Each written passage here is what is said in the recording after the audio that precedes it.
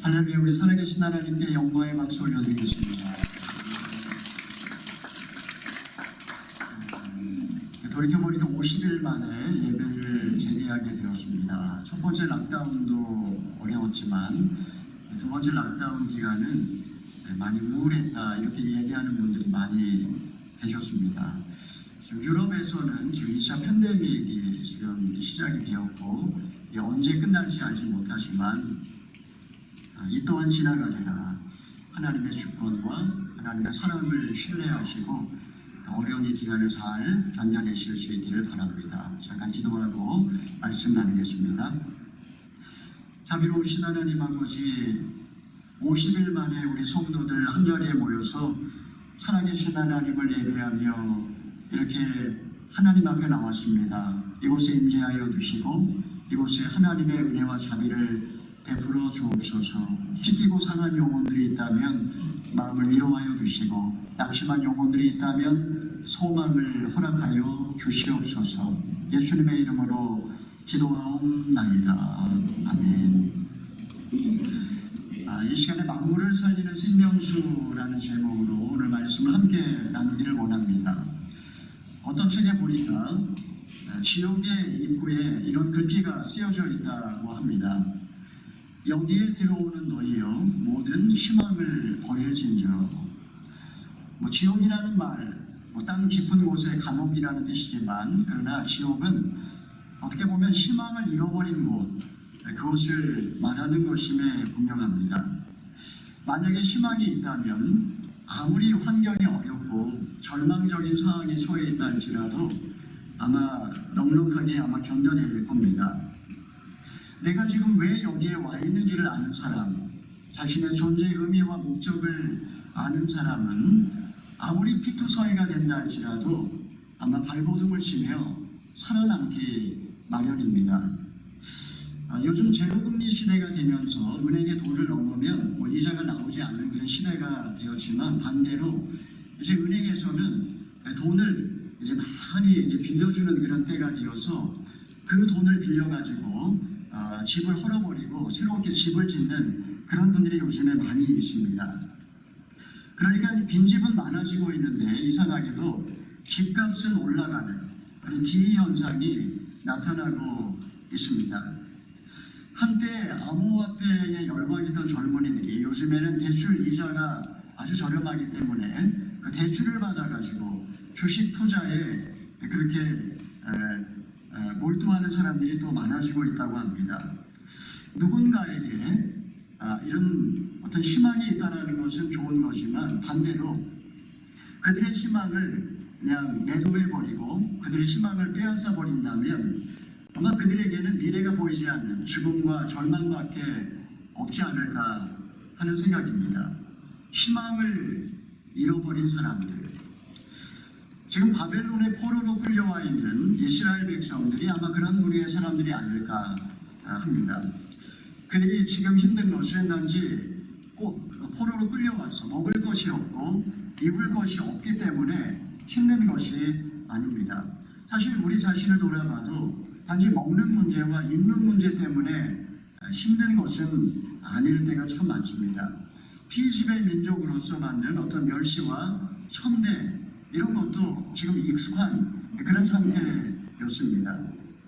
이스라엘 백성들을 정말 힘들게 하는 것, 정말 그들을 힘들게 하는 것은 미래가 보이지 않는다, 희망이 보이지 않는다라는 게 그들을 가장 힘들게 하는 그런 현실이었습니다. 자신들이 왜 포로로 끌려왔을까?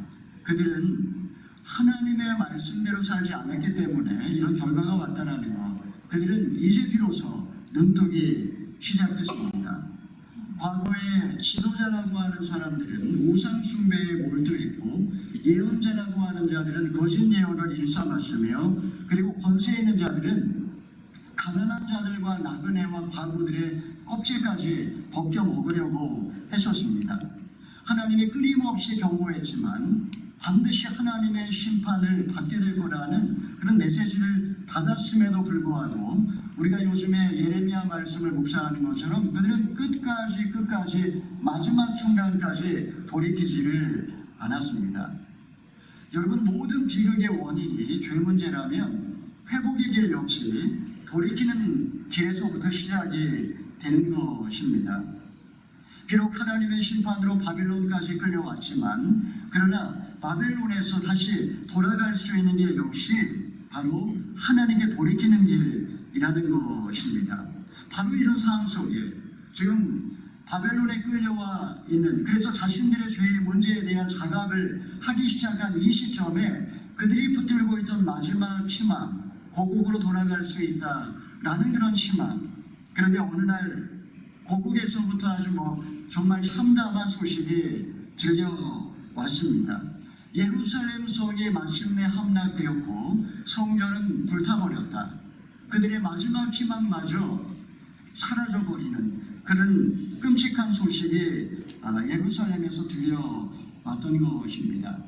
이 시간에 우리는 본문 말씀을 통해서 우리가 마지막 순간까지 붙들어야 할 희망에 대하여 이 시간에 하나님의 말씀을 함께 나누어 보고자 합니다. 본문의 저자인 에스겔은 청년의 시절에 바벨론의 포로로 끌려온 그런 사람이었습니다. 그는 유대 왕과 함께 끌려온 많은 제사장들 가운데 한 사람이었습니다. 그는 절망 가운데 있는 이스라엘 백성들에게 희망의 메시지를 전하기 시작했습니다. 에스겔은 마른 뼈로 가득한 골짜기에 큰 군대가 일어나는 환상을 이야기해 주었습니다.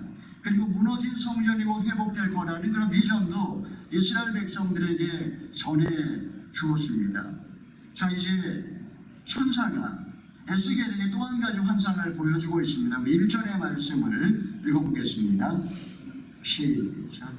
그리고 그 사람이 나를 다시 성전 입구로 데려갔는데 성전 문턱 아래로부터 물이 나와서 동쪽으로 흘러가고 있었다. 성전이 동쪽을 향하고 있었기 때문이다. 물은 성전 오른쪽 아래 제단의 남쪽에서 흘러나오고 있었다. 어느 날 에스겔이 환상 중에 천사의 손에 이끌려 예루살렘 성전에 도착했습니다. 바벨론에 살고 있는 에스겔이 비몽사몽간에 천사에게 이끌려 환상 가운데 예루살렘 성전에 와 있었던 것입니다. 그런데 그의 눈앞에 아주 신비로운 장면이 연출되기 시작했습니다. 성전 문지방, 사람들이 들락날락거리는 그 문지방 바로 그 밑에 모퉁이에서 아주 작은 물이 흘러나오기 시작했습니다. 그리고 그 물은 졸졸졸 흘러 동쪽으로 흘러가고 있었다라고 성경은 시작을 하고 있습니다. 그런데 시간이 지나면 지날수록 그 흐르는 물의 양이 점점 많아졌고 천사는 줄자를 가지고 한 450m, 한 1000규빗 정도 걸어가서 그 자로 재보니까 그 물이 아주 그렇게 깊지 않았습니다. 그래서 에스겔에게 그 물을 건너보라고 이렇게 이야기를 한 것입니다. 물은 그냥 발목에 잠길 정도 찰랑찰랑한 그 정도 물에 불과했습니다.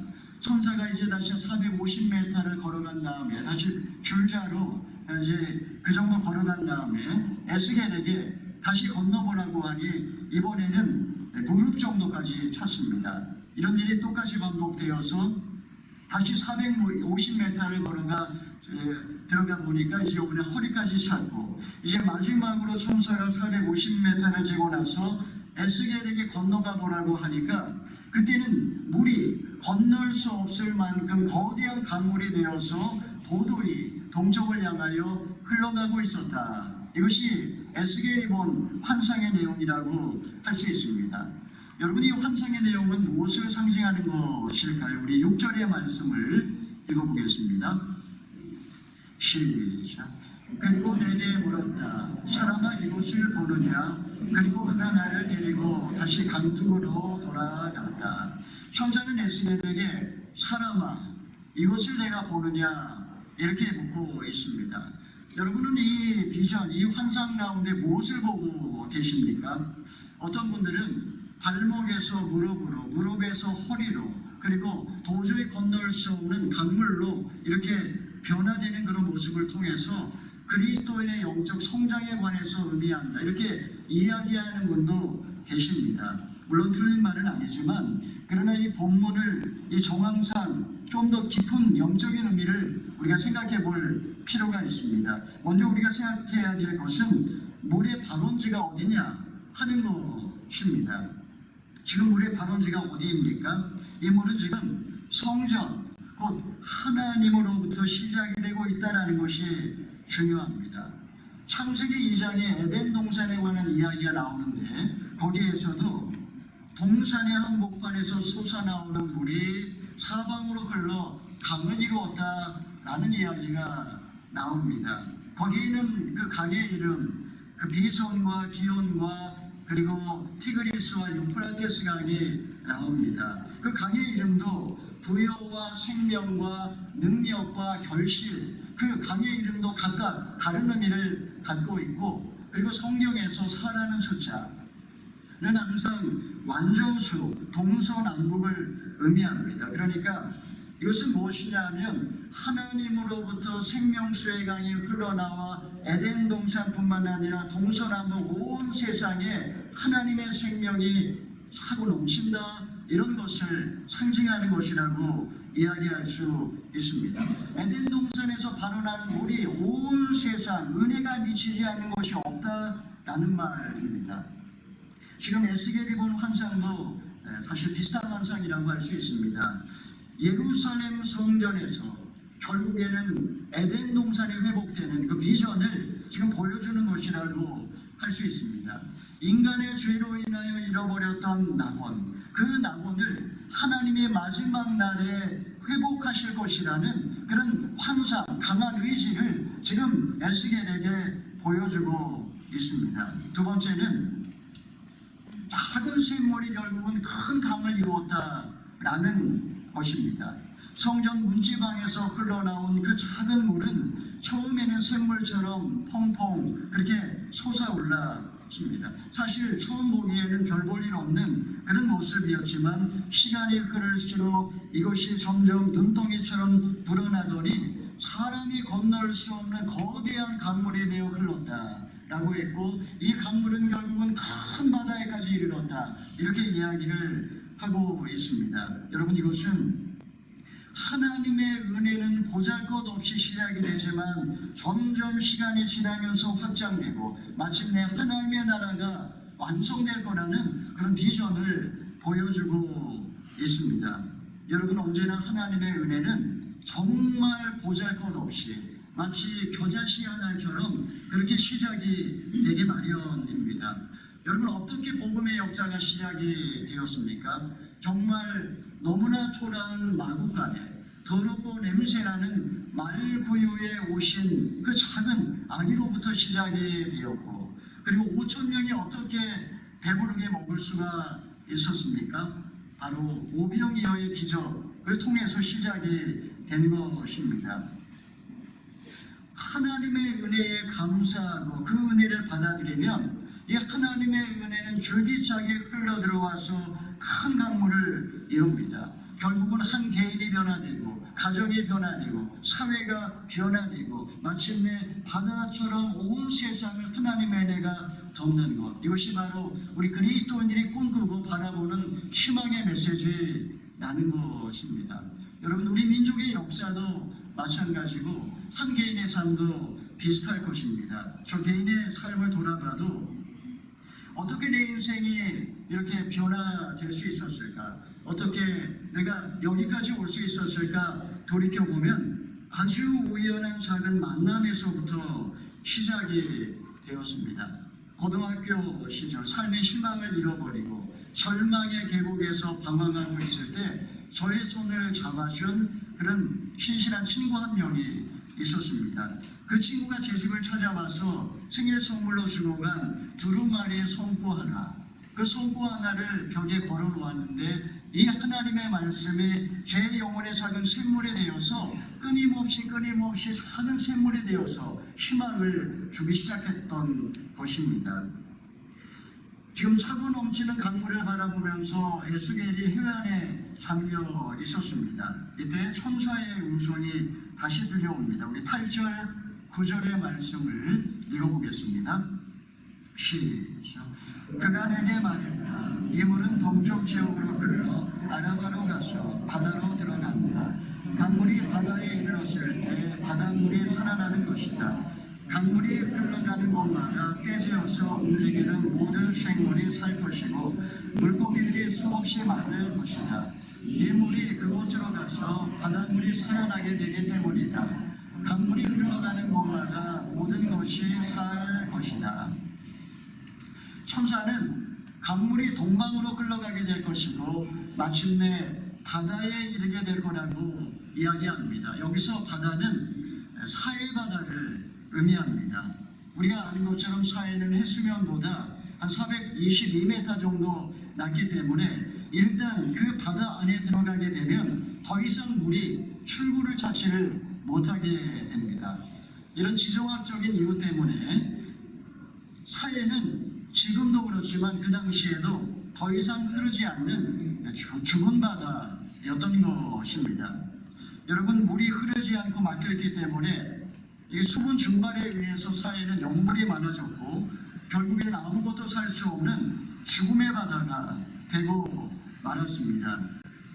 이런 죽음의 바다에 생명수가 흘러들어가게 되면 어떤 일이 일어나게 되는가? 천사의 말 들어보십시오. 이 물이 흘러가는 곳마다 모든 생물이 살아나게 될 것이다. 강물이 흘러가는 곳마다 모든 것이 살아날 것이다. 지금은 생명이 살 수 없는 그런 죽음의 바다이지만 그러나 생명수 강물이 흘러들어가게 되면 마침내 변화될 것이라는 그런 놀라운 비전을 지금 에스겔에게 천사가 보여주고 있습니다. 여러분 한번 상상해 보시기 바랍니다. 지금은 죽은 바다입니다. 그런데 성전에서 흘러나오는 작은 샘물에서 흘러나오는 그 물이 강물이 되어 흘러들어가면 마침내 거기에 생명체들이 깨어나고 아름다운 노래소리가 들리고 가운사옥편에는 생명수의 나무가 결실을 맺고 정말 평화롭고 아름다운 그러한 그림 같은 광경이 눈앞에 펼쳐지고 있습니다. 이뿐만이 아닙니다. 우리 12절의 말씀을 읽어보겠습니다. 시작. 갖가지 먹는 열매를 맺는 나무들이 강둑을 따라 양쪽으로 자랄 것이다. 그 나뭇잎이 시들지 않을 것이고 그 열매가 끓이지 않을 것이다. 달마다 열매가 맺힐 것이다. 그 강이 성소에서부터 흘러나오기 때문이다. 그 열매는 음식이 되고 그 잎사귀들은 약이 될 것이다. 여러분, 이 말씀은 요한계시록 마지막에 나와 있는 그 장면과 너무나 흡사합니다. 나무의 모습이죠.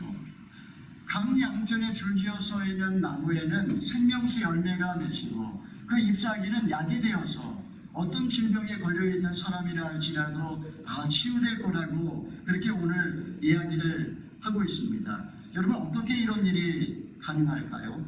그 가능한 이유는 강물이 성소에서 끊임없이 죽음의 바다에 흘러들어갈 때 이런 놀라운 그런 역사가 일어나게 된다라는 말씀입니다. 여러분, 강물이 흘러들어가는 곳, 은혜의 강물이 흘러들어가는 곳, 바로 거기에 기적이 나타나고 그리고 변화의 역사가 일어납니다. 어떻게 보면 이 말씀은 지금 어떻게 보면 세상살이에 지쳐서 죽어가고 있는 우리의 영혼을 사해바다는 상징한다, 이렇게 이야기할 수 있습니다. 은혜의 강물이 빈들의 많은 풀처럼 그렇게 시들어버린 우리의 영혼에 흘러 들어오기 시작할 때 죽은 우리의 영혼은 깨어나기 시작하고 살아나기 시작한다라는 말씀입니다. 여러분, 지난 두 달 동안 어떻게 지내셨습니까? 예전보다 더 우울한 시간을 보냈다라는 분들 많이 계셨습니다. 예배가 재개되었지만 지금 유럽에서는 팬데믹 2차 팬데믹이 시작이 되었고 여전히 우리 가운데에도 2차 감염, 그 감염의 위험성이 노출되어 있습니다. 우리가 오래 살아도 이 영어 한계를 극복하기가 어렵고 또 시간이 지나면서 재정적인 어려움을 호소하는 분들이 늘어나고 있습니다. 그러니까 모든 게 어려운 상황이니까 인간관계에서도 별일 아닌 것 가지고 오해가 생기고 가족 간에도 갈등이 생기는 그런 때인 것 같습니다. 정말 은혜 아니면 살아갈 수 없다, 이렇게 고백할 수밖에 없는 그런 시대를 살아가고 있는 것 같습니다. 여러분, 우리가 어떻게 하면 이 세상을 살아갈 수가 있을까요?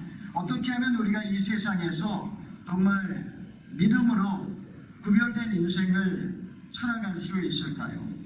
여러분, 진정 나를 살리고 가정을 살리고 그리고 세상을 변화시킬 수 있는 길은 그리스도 안에서 흘러나오는 이 생명수인 줄 믿으시기를 바랍니다. 예수님께서도 이 땅에 오셔서 나를 믿는 자는 그 배에서 생수의 강이 흘러나올 거라고 그렇게 말씀을 하셨습니다. 인류의 죄를 씻기 위하여 이 땅에 오신 예수 그리스도, 그분의 보혈은 지금도 믿는 모든 성도들에게로 흘러들어오고 있습니다. 주님은 우리에게 성령을 약속을 하셨습니다. 우리가 진정 예수님을 믿고 사모한다면 생명수의 강이 우리의 영혼 가운데 흘러들어와서 나의 모든 죄를 씻겨주시고 성령 충만한 삶을 살게 하여 주실 줄 믿으시기를 바랍니다. 여러분, 성전에서 흘러나오는 생명수의 환상을 바라보면서 우리가 다시 한번 믿음을 새롭게 해야 될 줄 믿습니다. 절망의 쓴물이 희망의 단물로 바뀔 것이라는 약속, 터진 우물이 영생하도록 솟아나는 샘물이 될 거라는 환상, 여러분 인생도 주님께서 변화시켜 주실 것입니다. 우리의 삶의 모든 어둠이 물러가고 그리고 이 땅에 진정한 평화가 찾아오게 될 것을 믿으시기를 바랍니다. 자, 그런데 여기에는 예외가 하나 있습니다. 모두에게 이런 은혜가 임하는 것은 아닙니다. 우리 11절의 말씀을 함께 읽어보겠습니다. 시작. 그러나 그 늪과 습지는 살아나지 못하고 소금 땅에 될 것이다. 늪과 습지는 살아나지 못하고 소금 땅에 될 것이다. 다른 역본에 보게 되면 늪지와 습지는 진벌과 갯벌이라고 그렇게 번역을 했습니다. 그러니까 이것은 수렁이나 웅덩이에 고여있는 물을 의미한다라고 이야기할 수 있습니다. 이런 물의 특징은 흐르지 않고 고여있다라는 게 특징이라고 할 수 있습니다. 그러니까 이런 물은 결코 단물이 되지 못하고 영원히 짠물로 남아 있습니다. 뜨거운 태양이 비추면 수분이 말라버리기 때문에 결국에는 그 땅은 생명에 살 수 없는 소금 땅이 될 수밖에 없는 것입니다. 여러분, 사회는 하나님이 없는, 소망이 없는 세상을 의미합니다. 흘러가면 갈수록 더욱 짜지고 물의 공급마저 끊어지면 사방이 다 무너져 폐허가 되고 마는 그런 오늘날 사해 바다와 그 주변의 아라바 광야를 의미하는 것입니다.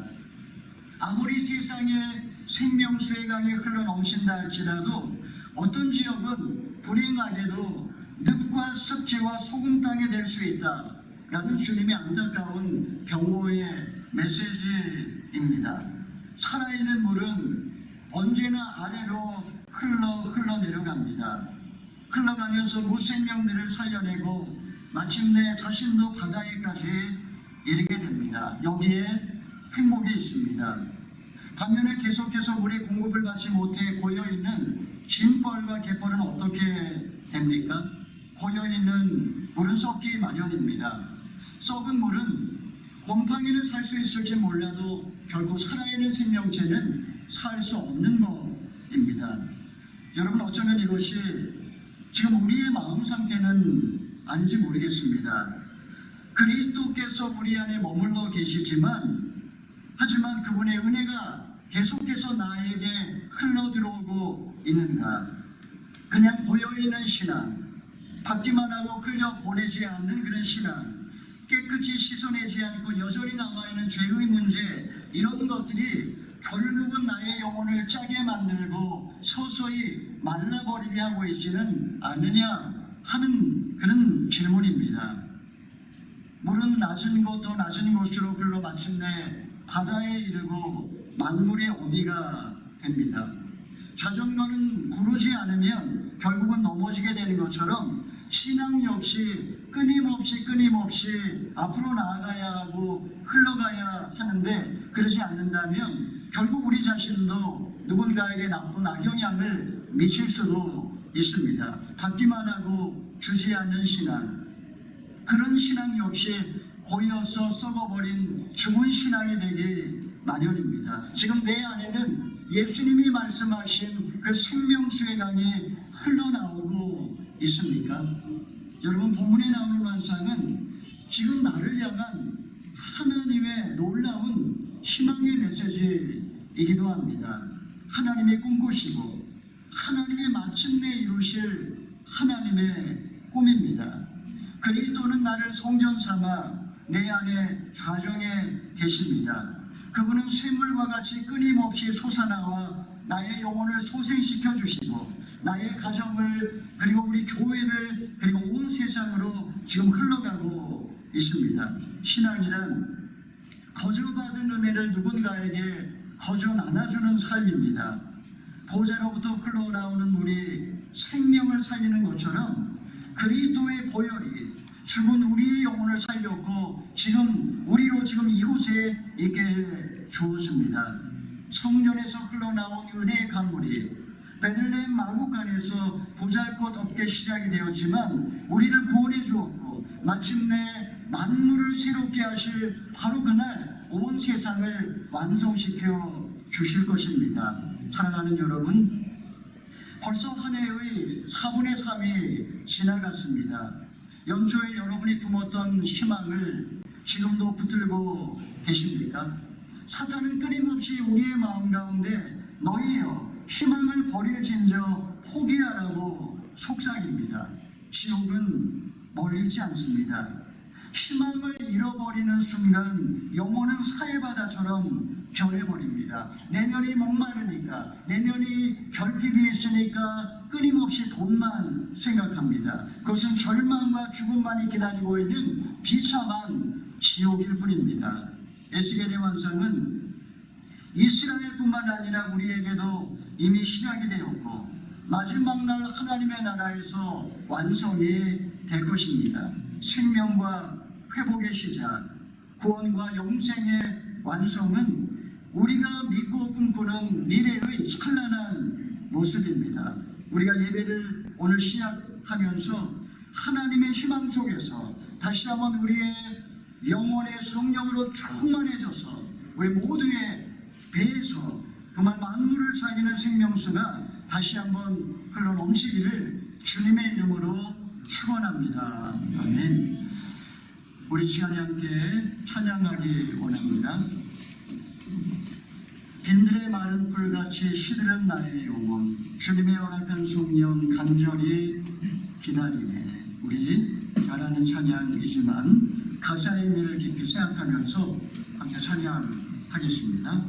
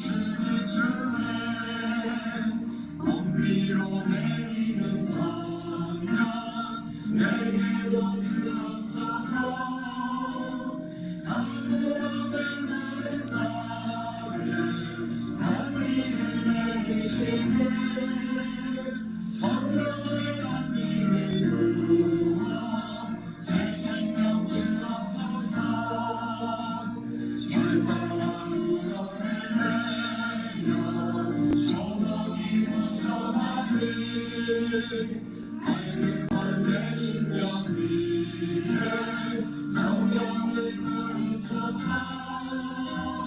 거룩을 나를 가에 왕비를 내리시네 성령의 왕비를 부어 새 생명 주옵소서 참으신 사랑의 언약 얻을 수 있사오랴 오늘의 흩은 가슴에 주실 줄 믿습니다 허물없는 마른 땅에 안미를 내리시네 성령의 감미를 부어 새 생명 주옵소서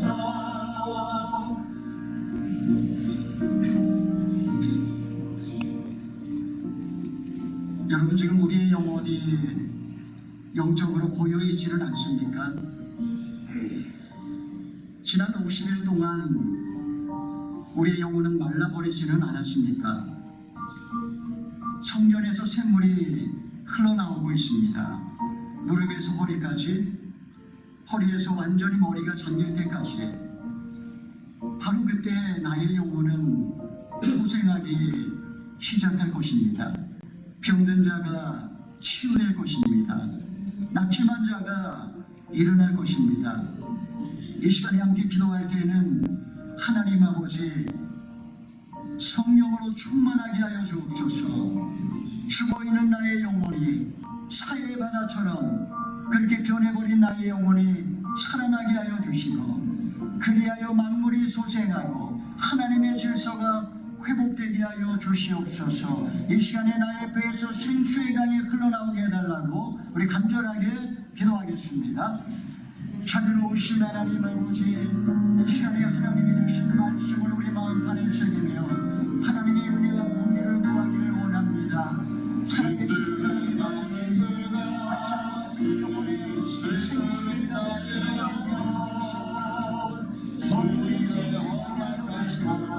하나님의 질서가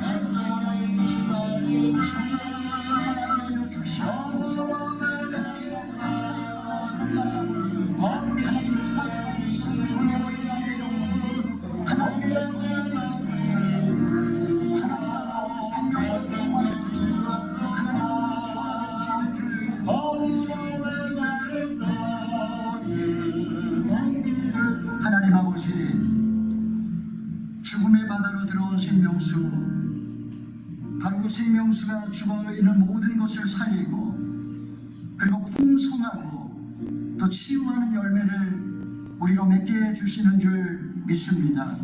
우리의 심령 안에 하나님 죄와 어둠의 그림자를 몰아내 주시고 성령으로 다시 한번 충만하게 하여 주시옵소서. 우리 안에 있는 모든 죽음과 어둠이 떠나가게 하여 주시고 다시 한번 우리의 영혼을 치유해 주셔서 우리의 입술로 희망의 이야기를 선포하게 하여 주시옵소서. 예수님의 이름으로 기도하옵나이다. 아멘. 다 함께 일어나셔서 봉헌하며 주님께 나아가겠습니다.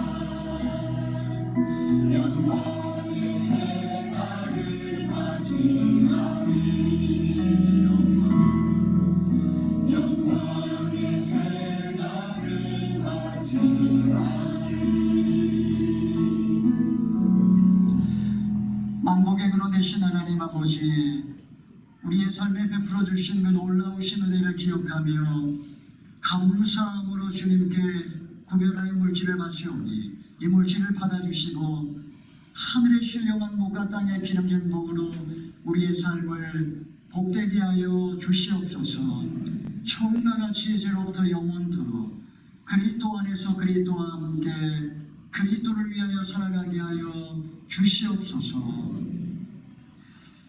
이제는 우리 주 예수 그리스도의 무한하신 은혜와 하나님 아버지의 극진하신 사랑하심과 성령의 교통하심이 만물을 새롭게 하는 생명수 하나님의 성령을 사모하며 다시 한번 하나님 앞에 그 성령을 사모하며 주님 앞에 나아가는 모든 주의 백성들 머리 위에와 그들의 가정과 사회과 직장과 자녀들 위해 땅끝에서 눈물로 실 뿌리는 선교사님들과 우리의 조국 대한민국과 뉴질랜드 이 나라와 이 민족의 역사 위에 이제로부터 영원토록 함께하옵시기를 간절히 축원하옵나이다.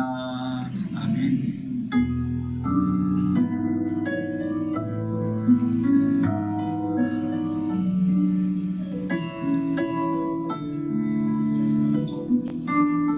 살아계신 주님 찬양합니다. 살아계신 주